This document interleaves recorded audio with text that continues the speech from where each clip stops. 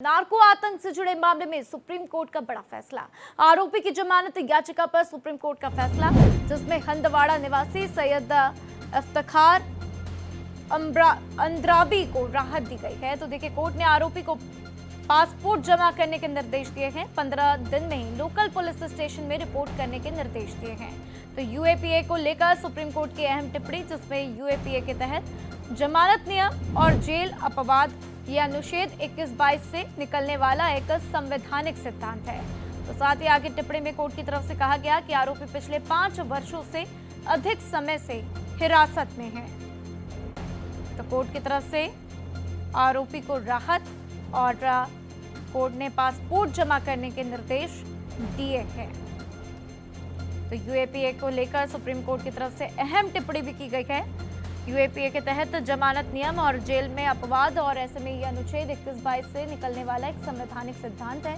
इसका हवाला देते हुए आरोपी पिछले 5 वर्षों से अधिक समय से हिरासत में है, ये बातें कोर्ट ने कही। तो नार्को आतंक से जुड़े मामले में सुप्रीम कोर्ट का ये बड़ा फैसला आता हुआ, जिसमें आरोपी की जमानत याचिका पर सुप्रीम कोर्ट ने फैसला दिया है। तो हंदवाड़ा निवासी सैयद इफ्तिखार को राहत दी गई है। गोपाल इस खबर पर ज्यादा जानकारी के लिए मेरे साथ जुड़ चुके हैं, सीधा उनका रुख करते हैं। गोपाल, ये बहुत बड़ा फैसला है सुप्रीम कोर्ट की तरफ से, इस पर याचिकाकर्ताओं का क्या कुछ कहना है और अन्य क्या कुछ प्रतिक्रियाएं इसके ऊपर आती हुई?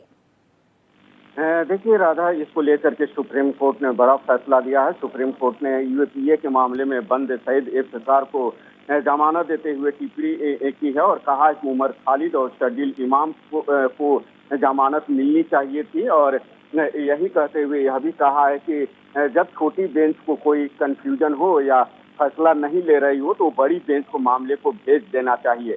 साथ ही कोर्ट ने टिप्पणी करते हुए कहा कि एक डिवीजन बेंच बड़ी बेंचों के फैसले से बदी होती है और नजीब मामले में 3 जजों की बेंच ने जो फैसला दिया था वो बिल्कुल सही था। कोर्ट ने यह भी कहा है कि यूएपीए की धारा 43(5) को जमानत खारिज करने का आधार नहीं बनाया जा सकता है, क्योंकि व्यक्तिगत स्वतंत्रता संविधान के मूल भावना है और इसी के तहत जो है वो काम करती है और इसका पालन किया जाना चाहिए। जी बिल्कुल, और देखिए, कोर्ट की तरफ से ये बहुत ही महत्वपूर्ण टिप्पणी की गई है और देखना होगा इस पर आगे क्या क्या रिएक्शंस आएंगे। गोपाल, मेरे साथ जानकारी के लिए आपका शुक्रिया।